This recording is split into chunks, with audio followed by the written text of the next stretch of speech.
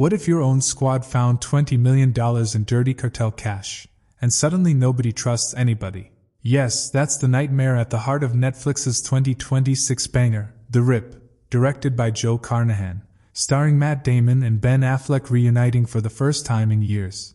So inspired by a real-life Miami-Dade raid that actually pulled $20 million out of an attic, this movie is a tense, sweaty, paranoia-packed thriller about cops, greed, and one massive rip that tests every friendship. So if you've watched it, you know the final 20 minutes will melt your brain. Well, take my words as spoiler alert, smash that like button if you love cop thrillers, and subscribe for more Ending Explains. So the film opens in the worst possible way, because we're in an FBI interrogation room, where Captain Jackie Villas of Miami-Dade's elite tactical narcotics team, TNT, has just been executed by two masked gunmen, and her team is under the microscope. Of course, rumors are swirling that heist teams of dirty cops have been robbing drug houses themselves. But in this chaos, we are cut to flashback, minutes before Captain Jackie's death, where she is on the phone with a panicked woman. So as she says, "Don't trust any cops but me, and I'm coming." She fires off one last text, and gets shot by two men. Later, in the present we see Lieutenant Dane Dumars, a world-weary, recently promoted, and grieving his young son who died of leukemia. Then we also meet his best friend and hot-headed second-in-command, Detective Sergeant J.D. Byrne, who is still raw from losing his girlfriend, who was none other than Captain Jackie. Well, in the investigation, we also meet the rest of the squad, like Detective Mike Rowe, Detective Numa Baptiste, and Detective Lolo Salazar, plus their cash-sniffing dog Wilbur. So after the internal investigation, Dane gets Jackie's mysterious text tip, which is a stash house in Hialeah with big dollar. Well, he pulls the team together off books after shift, like no overtime, and no calling the major. He even confiscates their phones and radios.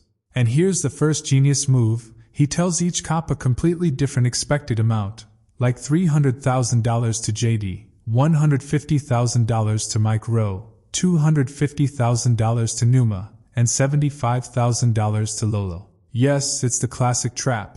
So they roll up to a normal suburban house, where the owner's granddaughter, Desi Molina, reluctantly lets them in. And we saw the dog goes nuts because of money. Then they rip open the attic wall and find orange Home Depot buckets stacked floor to ceiling with cash. And it seems over $20 million. Actually, the protocol for a rip this big is to count every single dollar on site. No leaving, and no backup call yet. So the team is locked in that house with a mountain of cartel money, and the clock is ticking. But suddenly paranoia explodes, because a mysterious call comes in, where it says, "Leave in 30 minutes or you're dead." Well, the caller drops the exact $150,000 figure only Mike Rowe was told. And when power gets cut, gunfire erupts from outside, and the house catches fire. Then as a cartel lookout from next door, swears the cartel already abandoned the money and had nothing to do with the shooting. On the other side, JD starts suspecting Dane is dirty, especially after Dane admits he's drowning in debt and grief.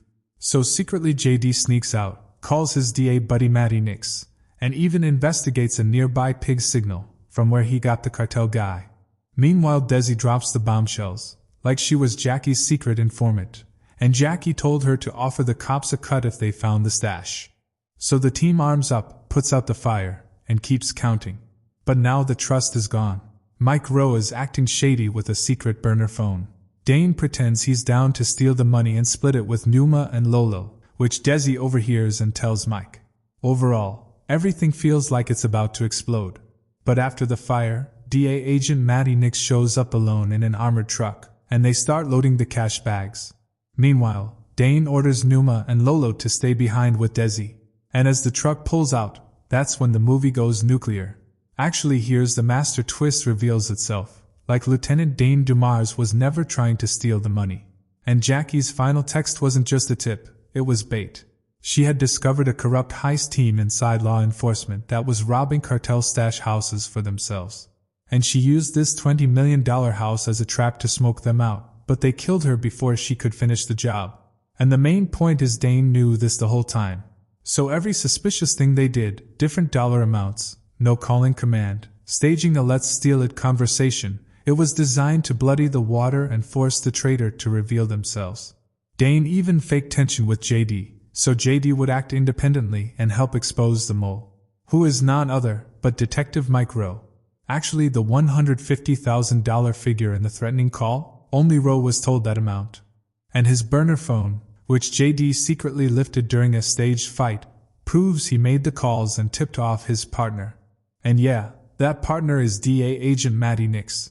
Well, it was also revealed that Rowe and Nix were the masked gunmen who murdered Jackie, and they were part of the dirty heist crew stealing cartel money for years. So at the climax, inside the armored truck, Dane drops the truth, and JD tipped of their location to his FBI brother. So as FBI surrounded them, Rowe panics and calls Nix, and shootout erupts. Well, later somehow Rowe grabs a bag and runs on foot, but Dane chases him down and arrests him.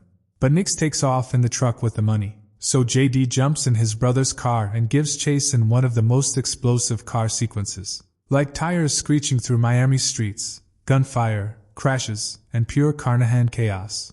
But JD corners Nix, they shoot it out, and JD puts Nix down for killing Jackie. But here's the final rug pull. The bags Nix and Rowe tried to steal were filled with phone books from Desi's grandmother's house, and the real $20 million never left the stash house, where Numa, Lolo, and Desi had already driven it to safety while the bad guys were distracted. And when the DA counts it later, it matches to the dime, which is exact $20,650,480. Nothing is missing. Then we see Desi gets her legal 20% cut as the cooperating informant. The team is cleared, Rowe is arrested, and Nix is dead. Later at the final scene, Dane and JD sit on the beach at sunrise, and watching the ocean, where Dane explains his tattoos aren't just cop stuff, they're in memory of his son Jake, who died of leukemia at 10. Then they toast to Jackie's favorite line, live to see another sunrise. And in the distance, a little girl named Jackie is dancing with her mom, a beautiful little nod that her legacy lives on. But later at the ending, Dane quietly asks, "Are we the good guys?" And JD just smiles back. So The Rip isn't just another heist movie, it's about how greed can rot even the strongest bonds, and how one person's sacrifice can still save the day from beyond the grave. Actually, Matt Damon and Ben Affleck's real-life friendship makes every tense stare hit harder, and Joe Carnahan delivers that old-school 90s cop thriller energy we've been missing. As for the true story inspiration, the real 2016 Miami raid with the exact same attic cash haul makes it even crazier. So what did you think of the phone book twist? Was Mike Rowe obvious to you or did it shock you? Drop it in the comments. And yeah, if you want more Ending Explains, then hit the subscribe button for more.